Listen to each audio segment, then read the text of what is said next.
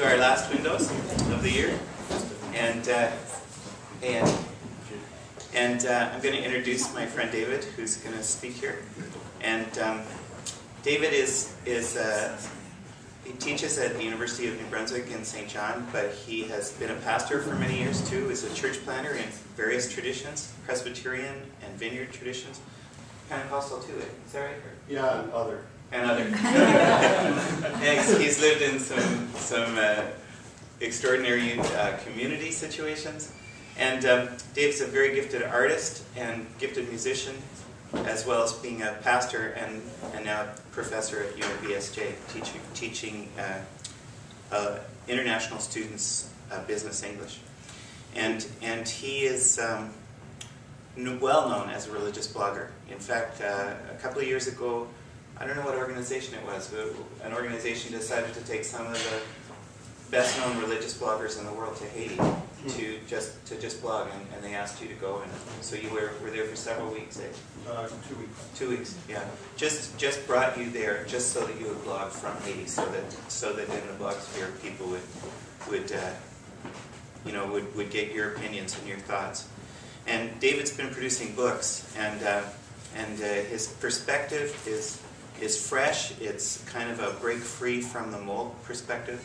When Peter Rollins was here and did a teaching last year for us at conference, it's one of the strong emergent voices in the church. I said that Dave Hayward, the Naked Pastor's here. He said, "The Naked Pastor's here?"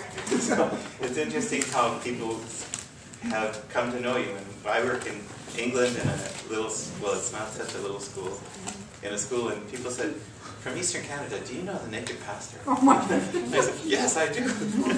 So it's really a great honor for us to have you come here and share how you've taken your voice and you've kind of, just by doing things you love, you spread it about. And thank you for coming and sharing with us today. Thank you. Yeah. It looks intimidating. I'm watching Game of Thrones.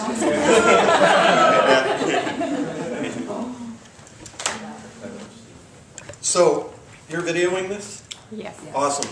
I need, because somebody who's helping me manage my website says I need to get some video of myself talking, so we need to talk after, if that's all right. After I sue you. What I really enjoy, nice to be here, thanks for inviting me. Somebody told me at lunchtime that this is your last spiritual input. I want to say right up front, I'm very sorry. So I just was asked to come and shoot from the hip just to share my story. But what I really do enjoy is dialogue, discussion, question and answer. I find that those are the most fruitful ways of getting information, as well as sharing and talking and getting to the root of the matter. So if you want to interrupt me at any time, just go ahead. It doesn't bother me at all. And yeah, we can see if we can get a good discussion going. But yeah, so to tell my story, I don't know really where to begin. I was born in like Peter said, I have been in all kinds of traditions. I was baptized as an infant, Anglican. I came to faith, became a Christian in a Baptist church when I was 16. We switched to a Pentecostal church. Went to Pentecostal Bible College in the States and met my wife. Switched to Presbyterian. Got ordained Presbyterian. Pastored Presbyterian churches. Planted a Presbyterian church in Kentville, Nova Scotia. Then switched to Vineyard. And went and planted a church down in New Hampshire for Streams Ministries International, which is the other, and kind of non-denominational. Then came back to the Vineyard, and I left the professional ministry 2 years ago, almost exactly. And Actually, I haven't been back to church either. So since then. And, well, I did go once.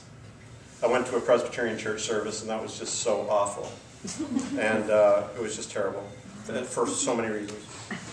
But one of the main ones was that my blog, unfortunately, is kind of getting to be well known, and the Naked Pastor kind of has a reputation, and St. John is kind of a small city. So you put all that together, and that's what contributed to my discomfort that day. And so, yeah, that's about it. I left the church 2 years ago, and then I had a short severance package for a while, then EI for a bit. But then I got hired on at the University of New Brunswick in St. John, a wing of the university called St. John College that teaches English to international students. And the international student body at UNB is like 20 or 25%. It's very, very large.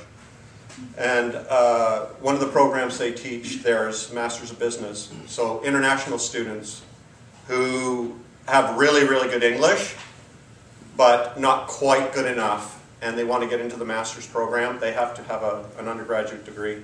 Their English has to be at a certain level, and they have to have some work experience. They can be admitted into what we call the pre-MBA. And it's a one-year program where they learn business, English, and culture. So that's what I teach. I teach them business culture in Canada. And which is kind of funny because I'm a lousy business person. I don't make any money off my site. And so it's kind of a little bit of a joke. I've got some good ideas and stuff, and I know how to teach business, and I introduce them to business people. I know a lot of business people, and most of them are from Saudi Arabia, the students, Saudi Arabia, China, Japan, Korea, and so it's pretty exciting. It's pretty cool. All kinds of religions represented in the classroom, and so it's, I don't know, I find it very interesting. Anyway, I started blogging Naked Pastor, I think, around 2004 or so. And a couple of years later, I decided I would try cartooning. And I made a bet with myself. I challenged myself to do a cartoon every day, draw a cartoon every day. And I thought it would last a couple of months, but I'm still going. 2012, I'm still drawing a cartoon every day. And so you need to be gracious with me. Some are good and some aren't so good. So Naked Pastor was increasing in popularity, and my reputation as a pastor was decreasing in popularity at the same time. So because I'm learning a lot about myself the last couple of years. I am in therapy, and I'm sorry nobody laughed at that, but I did. That's what matters. I do talk with a counselor quite regularly because I am dealing with a lot of stuff since leaving the ministry. I've been in the church, pretty much my whole life, and I could count on both hands how many Sundays I might have missed in my life, and I've been pastoring churches for over 25 to 30 years, and I quit cold turkey. So it's, there was a lot building up to it, but there's a lot of aftermath, of course. It's like a tsunami hit, and a lot of cleanup. So in my personal life and my family's life, and so on. So but a lot of things I am learning about myself, and one of the things I have learned about myself is I hate feeling trapped. That's one of the big things for me. I don't like feeling trapped or controlled. There's something about me that really, really reacts to that. And fortunately, the last church I was in was a wonderful place. Still is, as far as I know. But when I was there, I'm not connecting the fact that because I was there, it was a wonderful place. But for me, it was a wonderful place. Rossley Vineyard. Many of you might know about that place. And great people, great friends, a very dynamic community, very gracious. It was a great, I felt I was a part of an experiment to see if we could really be a community that was completely voluntary, and where people did not feel manipulated or controlled, or where people felt free to be who they were and had permission, carte blanche, to find their own spiritual path, to walk that with confidence and joy. And we'd be there to support them, that kind of a thing. And so for me, it was a very dynamic experiment to be a part of, exciting. However, something else I discovered is that it's very, very, very, very, very difficult to sustain that in a community. It's very, I wouldn't say impossible, but it's really, really hard to do that. Because a lot of people who want to be a part of a church really do want some kind of structure and order and directions, instructions, which I was very reluctant to give. And in fact, I got an email this morning from somebody responding to a cartoon of mine saying, "I really love my church. My pastor tells us exactly what to do." And some people need that and want that. So I would run away from that kind of expression. But Can I just interject? Yeah. I showed some students in a class yesterday, I guess, or Tuesday, one of your cartoons that really strikes me as a strong statement, but excellent. You said, "You've become a Christian. Great. Now here's this box outside of which you can never think again." yeah. How was that? Yeah. When did you find yourself making that? Was that Right before I left no. Okay. Actually, it was around that time. Yeah, here's a complimentary box outside of which you can never think again. That's it. Here's a complimentary box Yeah. outside of which you can never think again. And so that became a big theme for me in the church. Another big theme for me was the right to ask questions and the healthiness of asking good questions. And, for a lot of people, that's not an expression of faith. Okay? It's just simply you either have faith or you doubt and question. And those two they don't mix. For me, I see questioning as an important feature of faith. So, anyway, the last couple or few years of Rosse Vineyard, because when I was pastoring there, nobody read my blog. Really? Nobody would read my blog, and which part of me was like, "Why don't you read my blog?" Well, I don't know. We hear you every Sunday. Oh, geez. Last thing we want to do is hear you every day. So it's like, okay, well, fine. But so I don't know. Something happened where they started to read my blog. Oops. Yeah. And blogging. When you're standing up on a Sunday, everything's, I don't know, proper.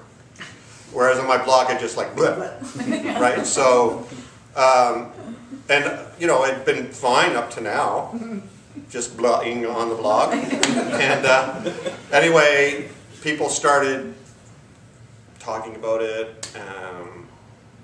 I wrote something called the Z Theory, and some people started thinking I didn't believe in God or the Holy Spirit anymore or this kind of thing. And a picture is worth 1,000 words, but they can be conflicting words, right? You can interpret a picture in a million ways, and some of them can be contradicting.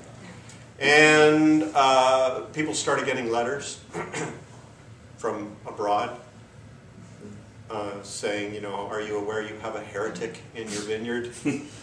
and things like this, and things just got really disturbing, and I started feeling like I had to edit what I was saying on the blog, and it was getting unhappy, and you know, and the church was getting more uncomfortable with its.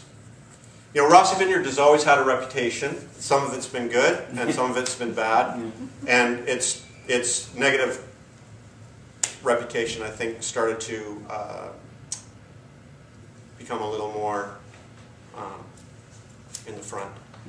And so I forget now. A couple of years ago, before I left, I just said, "Listen, I need to be clear when it's time for me to leave. I just need it to be clear." And so I decided, at some point I decided, when the critical mass of the church got to a certain point, when the population and the finances and everything got to a certain point, and the unhappiness of the congregation met, that's when I would quit. But I needed to be clear when that was, because it's really hard to tell when a congregation's unhappy. So, well, maybe not all the time. I've seen very unhappy congregations, because I also went through a church split a long time ago. Yes, hi.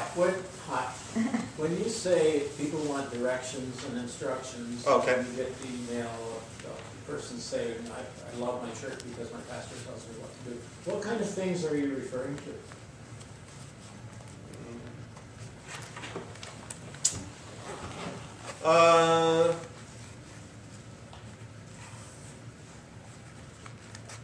Well, a wide variety of things, right down to behavior, to what you're supposed to believe. Could you be more specific? Well, I could. Okay, if you don't want to. I'm just trying to think. Not trying to avoid that question.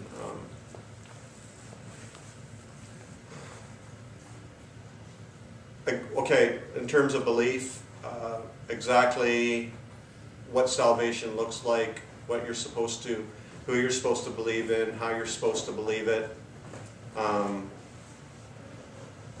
the action of the Holy Spirit, the work of the Holy Spirit, and then morally, behavior, come down to things like, well, a real hot one was sexuality, homosexuality, same-sex marriage, you know, all these kinds of things. People want their churches to take a stand on these issues, whereas I was unwilling to. So, does that help? Okay. Where was I? Critical mass.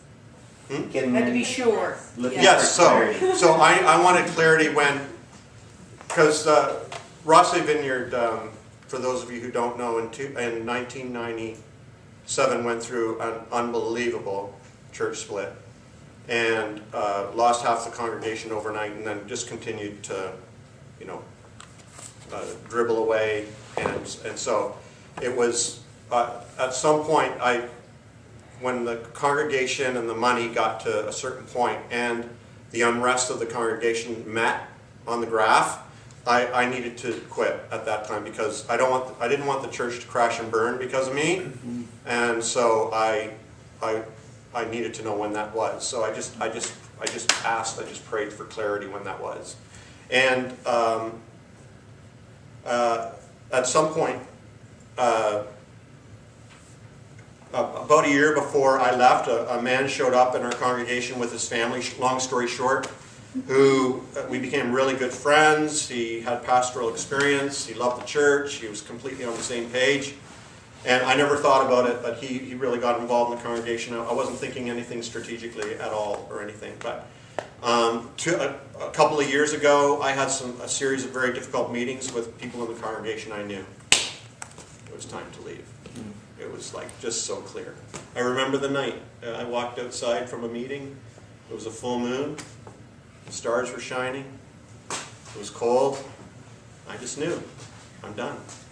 I texted my wife, Lisa. I said, I'm done. She texted me back, me too.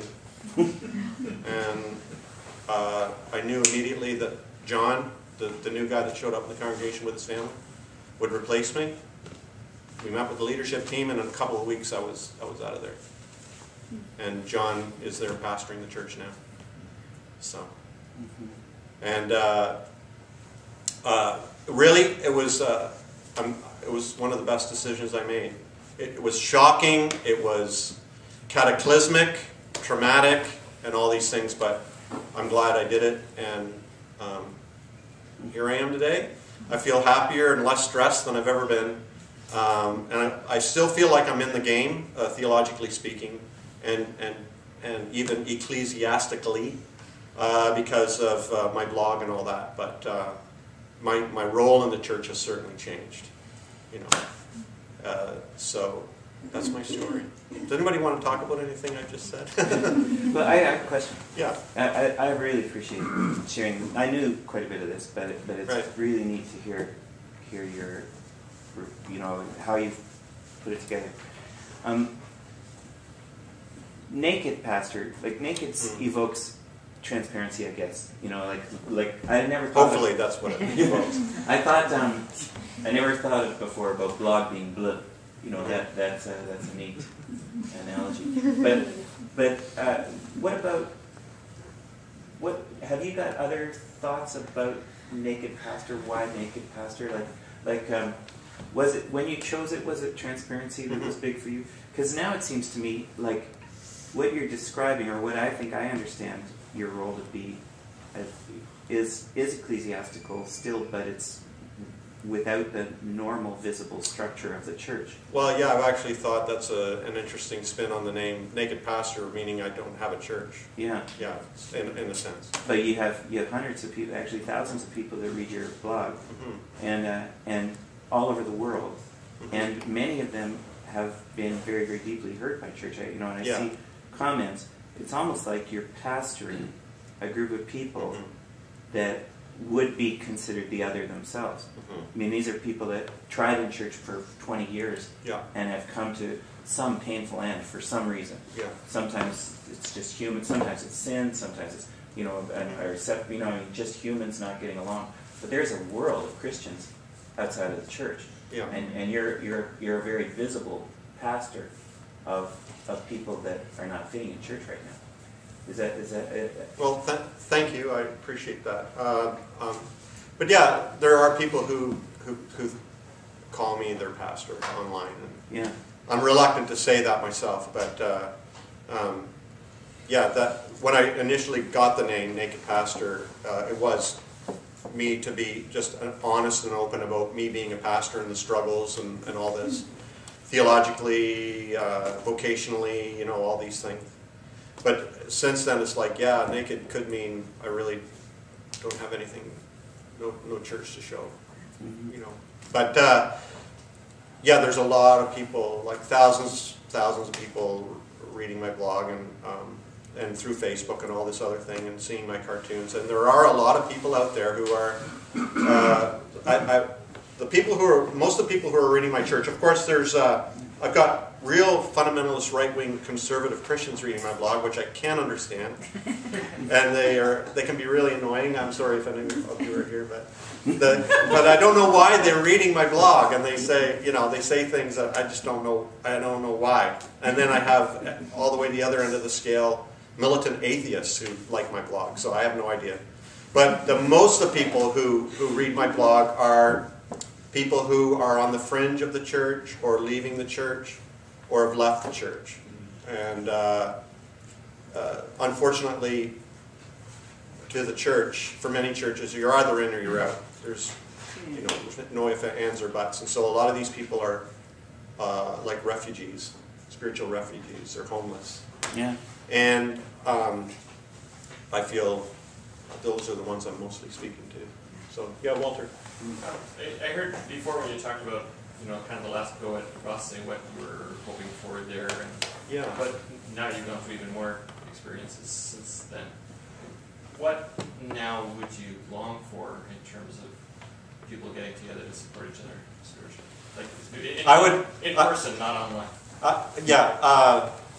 I must be insane because I would keep trying the same thing. So you would still feel I would keep. I have this idea of how a community can work, and I really do believe it's possible. And it would still look a little churchy? That is a really, really important question, because I would hope that a model that is a good model can work in any context, including liturgical churches to, non-denominational home church, whatever. I would hope that, a church can be a family in any kind of a liturgical context. And that's kind of the model I use, although family now is becoming really, really open in terms of definition. But my wife's studying nursing at the university, and basically family is whoever you decide is your family. That's who your family is now. It's not your blood or DNA or anything like that. Legally, it's getting to that point where whoever you say your family is your family. So I kind of look at that as what would make a good church community, is if you could look at it as a family and operate like a family.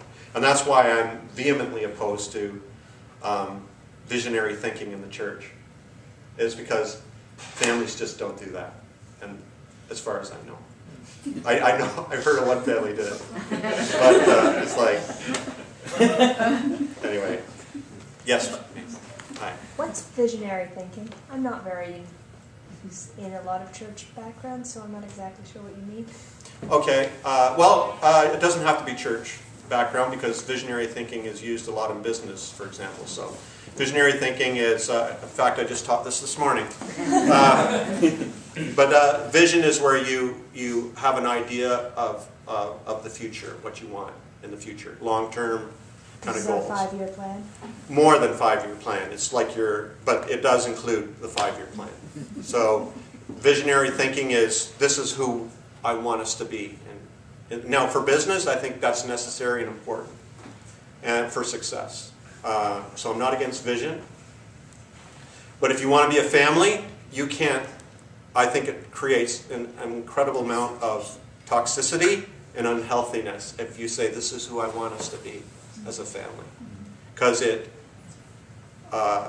is a strong word, and I know some have reacted to this, but it does violence to what actually is.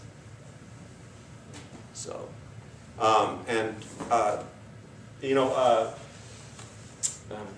Bonhoeffer has a book, Life Together. Maybe some of you have read that book, but he talks about visionary thinking in the church. And people quote him all the time, Bonhoeffer, about visionary thinking and how it undermines the church as it is, and that this is who Christ loves. It's the church as it is, right? Not how it fantasizes it wants to be. And so I think I start my book with that quote, actually, Bonhoeffer's quote. Yeah, one of my books is "Without a Vision, My People Prosper," and because I think that verse is totally taken out of context. But yes, Peter's already made the point that, David, that you've been very transparent with us today, and for those of us who read your blog, we see more of your vulnerability, amazing vulnerability. And so on that theme, I'm wondering if you'd be willing to talk a little bit more about how your journey, which you've given us some highlights of right now, how your journey has affected or had an impact on your personal faith life. Mm-hmm. Just an easy question. No, thanks for that.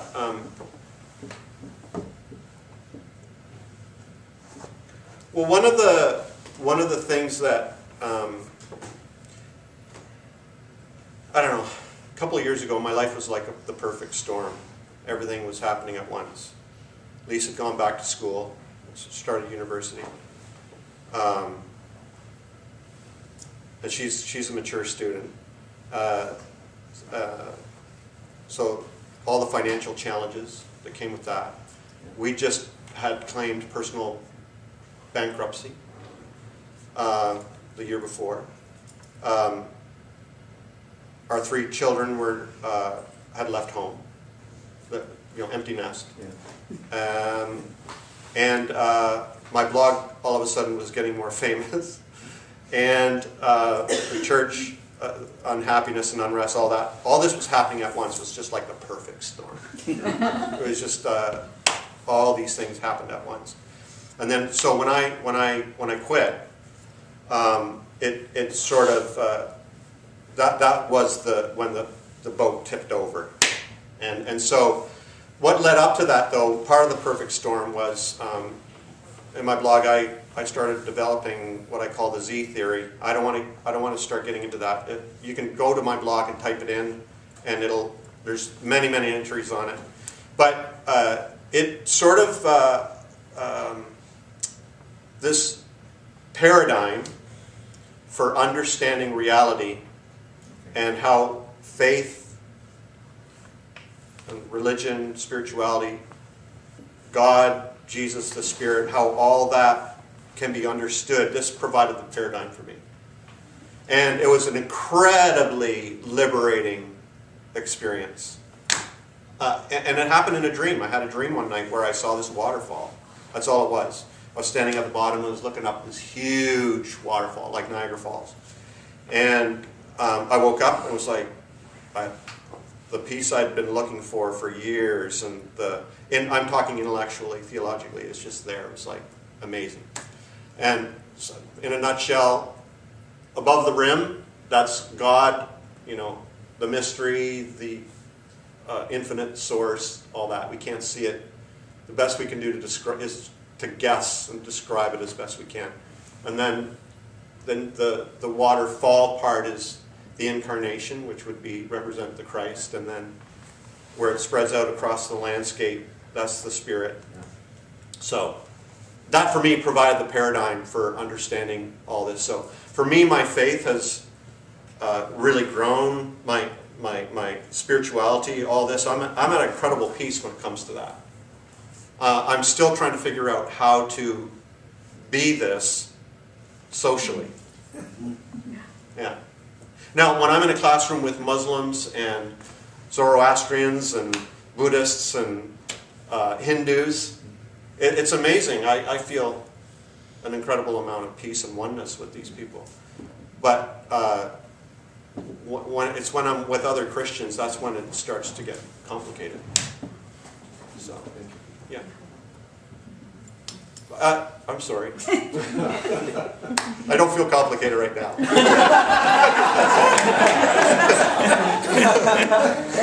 This is the first time. Yeah. We can change This is the first time I've been. Yeah. Actually, I want Jeremy to ask his question. I want you to ask your question. Oh. Are you ganging up on me here? No. I had a like... question, but I want to hear his. I was just wondering, in your writing, where you started off being Blur, have you found that as your readership has grown and you've got this sort of church crumble zone following of people, how have you responded to that? Has it dramatically changed your writing, or do you feel like this weight of responsibility or with people lashing up on your readers? That's really good. Yeah, that's a really good question, because I have actually discovered something. When I try to be something for the people, that's when that's boring. But when I'm just blah, that's when they respond. I get more comments, people share. But when I try to be something for them, that's the visionary thing. I think it ruins true relationship. So, good question though. I've discovered that. If I'm just honest and just lay it out there, and I don't care about my following, then it's better. It's more genuine. So it reminds me, I'm not saying I remind me of Jesus, but you know what I'm saying? No, really. You know what I mean? Like he would put things out there and dramatically cut his following in half, no problem. Right? I mean, it hurt him, but it was more important for him to be genuine and authentic than create a following or a movement. Yeah.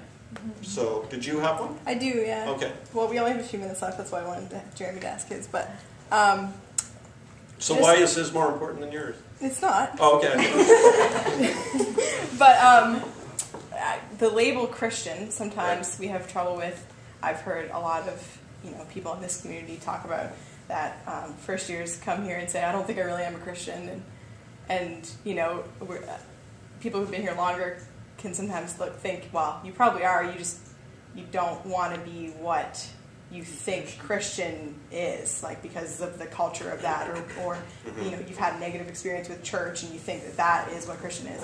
So do you, and as a university, when we're marketing ourselves, we have a hard time with saying we're a Christian university. Well, we don't have a hard time with it, but expanding on what that means, saying you're a Christian university to somebody who doesn't know what you are, it's really hard to unpack that word. It has a lot of baggage. Anyway, have you any thoughts on that? I am unapologetically a Christian. And I let people know that. There's atheist bloggers who like a lot of my cartoons. In fact, they pay me to use my cartoons on their blogs, some of them. One of them's The Friendly Atheist. He uses my cartoons. He is really friendly, too. He is. Naked pastor meets a friendly atheist. Yeah. So, Going to naked pastor and friendly atheist going to a bar. Baptists go, whoa! That's good. So, but I explain it this way to people. I'm a Christian like I'm. Part of the definition for me is I'm Christian like I'm a Canadian. I can't help it. It's so much a part of who I am. I was born a Christian. I was baptized a Christian. It's part of my DNA. And if you've read anything by Jung or anything like that, he really is critical of people who try to divorce themselves from their history, from their past. It can be really a psychotic break can happen, and I really do believe that. Like so, I am a Christian, and theologically, I feel I'm a Christian. And this whole, new paradigm that I'm trying to develop, and if I had time, I would write about it. For me, helps me understand what being a Christian means. To me, it's very broad, very opening, and very inclusive, and generous to other religions as well. So I have no problem, and I wouldn't be apologizing for being a Christian university, because people know. People like the atheists know. He's a Christian, but we can actually talk with this guy. We can have a conversation with this guy. But they learn that through relationship. And people will with a Christian university. They'll, once they get past the label and get to know what you are about, then they won't have a problem. In my opinion. Because atheists don't have a problem with me who know me. They see naked pastor and there can be all kinds of emotional reactions to that just because they think it's Christian. But once they get to know me, there's no problem. Yeah? I'm asking for Tim. Okay. Hi, Tim. He wants to know how your cartoons affect the Christians and the Christian community around you. Mm-hmm. That's... I get mixed reviews. Mixed reviews all the time. There's some who absolutely hate my cartoons and think I'm going to hell, and then other people who think they're just amazing and brilliant. So I get all kinds of reactions. So the best sign for me that it's a good cartoon is the amount of traffic it gets and how much it gets shared on Facebook and stuff. So that for me is the best. And I can, you know what? I wish I could, but I can't predict which ones are going to be good. I put one up and think, oh, this is going to be good. I can't wait. And then I put one up, here's one, and it just goes nuts. I can't figure it out. So, somebody here? Yeah. How are you approaching your future now? Right now, I feel my wife has one more year of nursing, and then she's going to start making all the money, and then I'm going to just retire. No, that's not true. But she definitely will make more money than I ever had. But I am trying to figure out a way to, like naked pastors, it's really getting more and more popular all the time. I would like to be able to do that full time. So he knows. I've been trying to figure out for years now how to make a living off of it. So To monetize the site. yeah, somehow. I haven't figured it out yet. No. So that's my dream. That's my vision for myself, is to do naked pastor full time. Drawing and art and speaking and writing. You could sell a potion that would make people transparent. Like snake oil? Yeah. That'd be a new thing in Christianity. You speak about how you didn't want to give, in a sense, direction or be something to the people who are following you, right? Because it seemed to work. At the same time, acknowledging that, do you have hopes for this following? Like this Jeremy said, crumple zone, right? Like these people. Do you have a hope for them of what their time of interacting with your blog and discovering new aspects of life would kind of move them towards, or what life might look like for them in some ways? I mean, The thing that makes me happiest is when people find peace with themselves and their path, the journey they're on. That's what most of the people I talk with who have left the church are tortured spiritually. They really are. Some just that to the church and they move on and they're okay. But most people feel the church doing that to them and they're tortured. They're just really tortured. So to me, they just need to know they're okay. They're okay.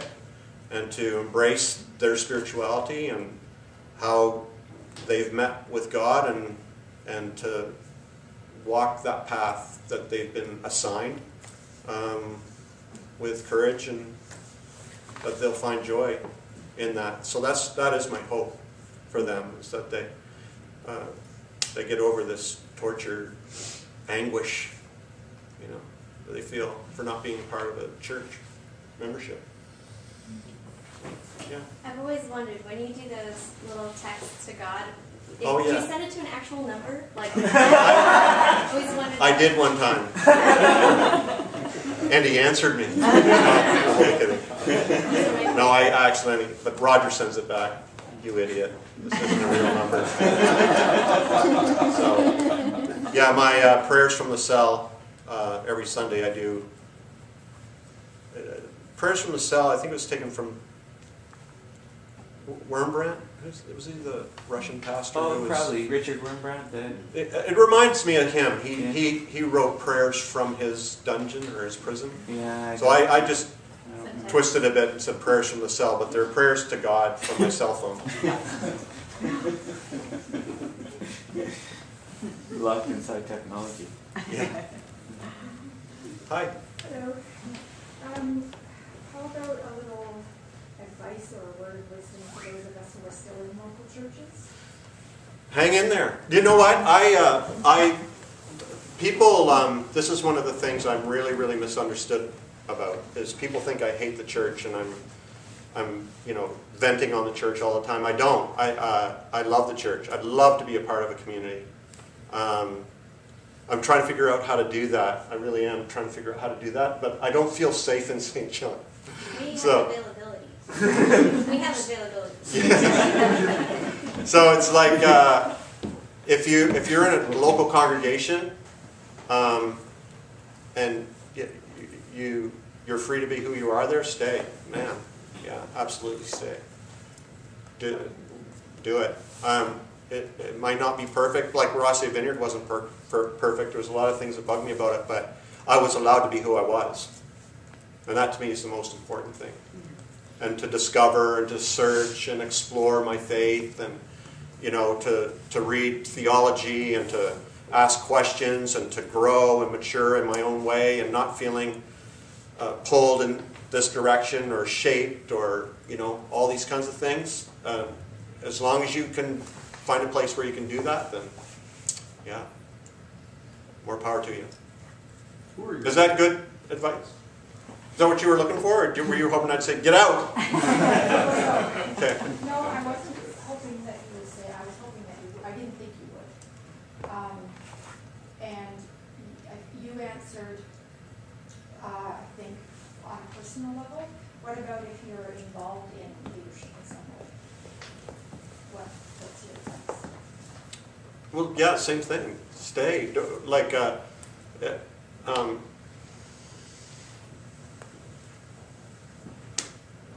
I'm not giving a pitch here, but I'd like you to read my book, Without a Vision, because there's a lot of things I write from my journal. A lot of my journal entries are in there. There's cartoons and stuff too, where I poke fun at vision. But there's a lot of quotes from different books and ways we tried to do things. Meetings we had open round tables and stuff like this with leadership, where we had the leadership team, and then we called it open round table because anybody could come and take part. So those were interesting and chaotic as crazy, but very interesting. So yeah, there's ways to be a leader in a community. I think that would encourage and help a community to be like a healthy community. Yeah. Can I just try and put into words what I've been thinking while I've been listening? But some of us have just gotten back from the Middle East, and we were reading Martin Buber, and our guide in Israel had us a doctorate in Buber. So we were reading Ayin Dao and talking about Ayin Dao.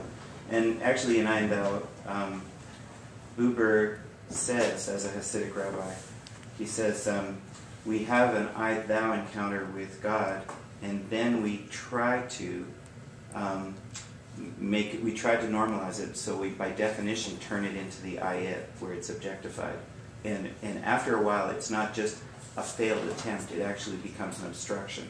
So it almost makes it impossible to meet God in an I-thou relationship again. Right. So so I'm thinking about that when you're speaking, and I'm also thinking a lot about Jean Vanier, because we wrote about the Bonhoeffer part that you say in our student handbook years ago, and we've had this suspicion.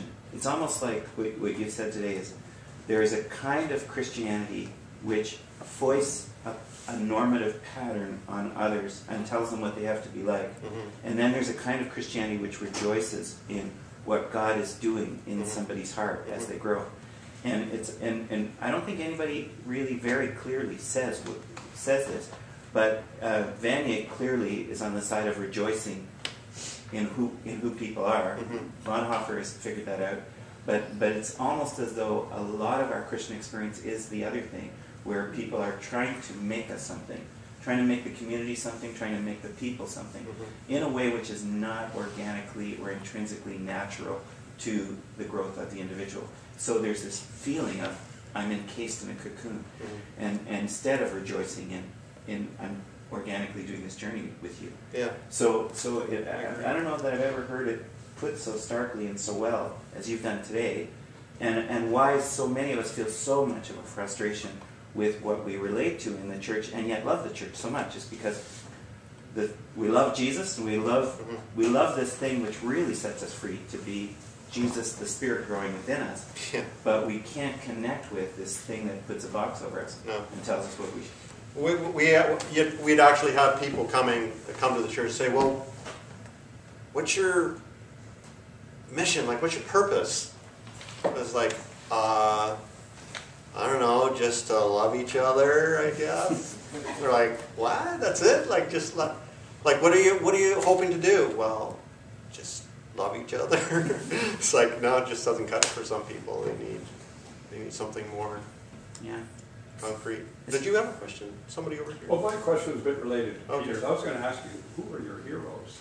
Who's really informing you with? Informing me right now? Or forming you? Well, I have heroes. I mean,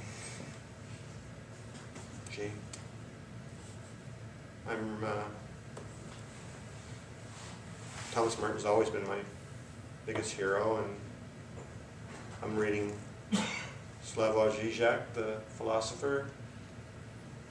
Have you heard of him? He's crazy. I love him. Does he speak about Chesterton and paradox? Yeah, that guy.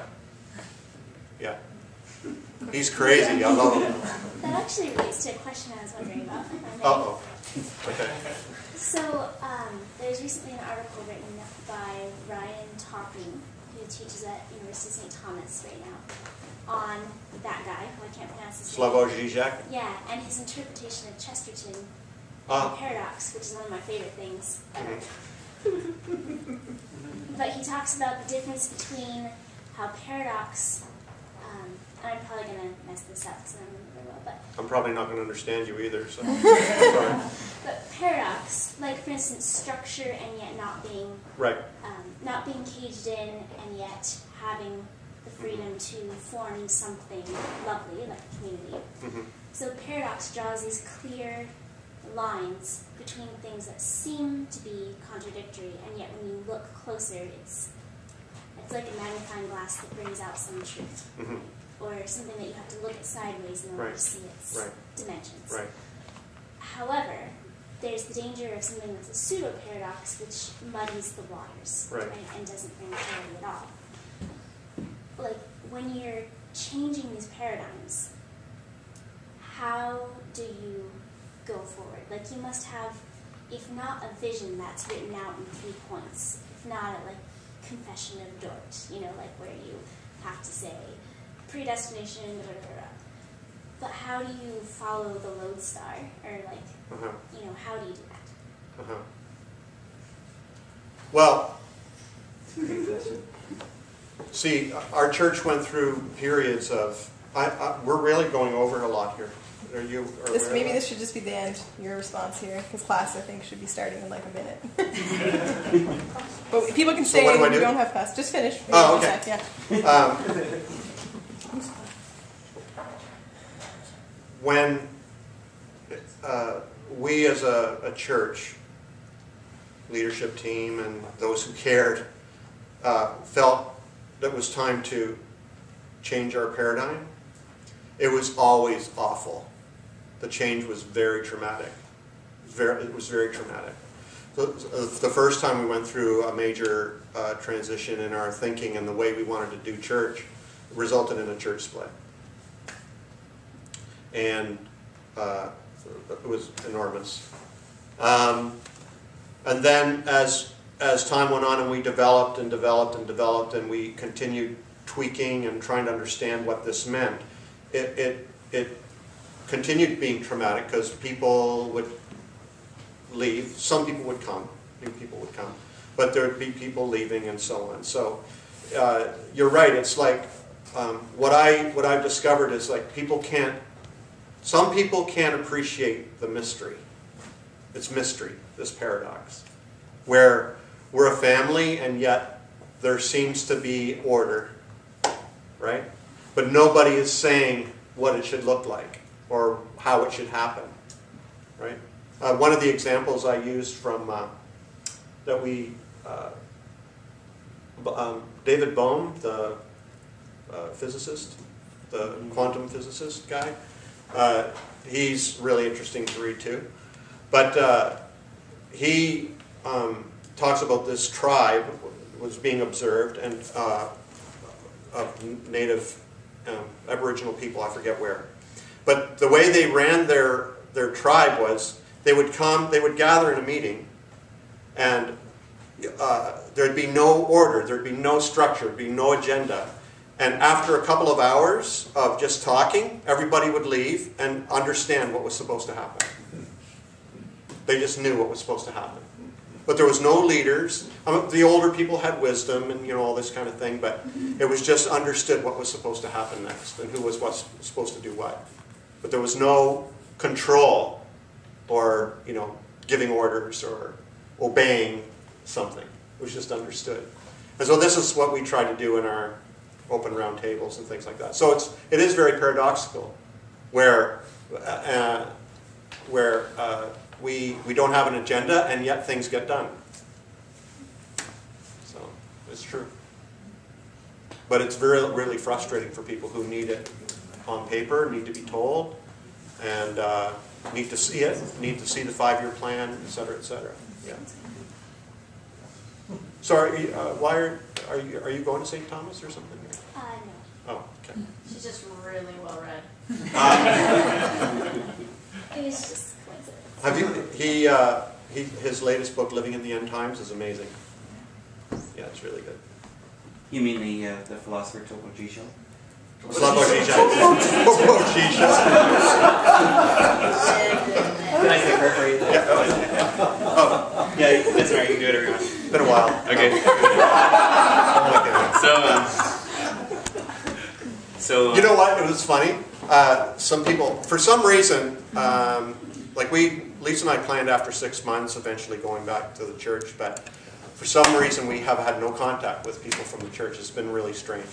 But one family asked if they could see us, so they came over for supper to our house. And we sat down, and Lisa said, she kind of bowed her head and was going to say, and they said, "Oh, you still do that?" Yeah. Yeah. Amazing. Anyway, so you still do that, do you? Yeah. Come, look. So Lord, come out. Jesus, I just want to thank you that I just want to thank you for the bigness of the picture that we've had traced for us here today, and I want to thank you for this challenging and difficult walk, challenging and difficult journey and time, and yet it's amazing to me to see the other meaning of the naked pastor.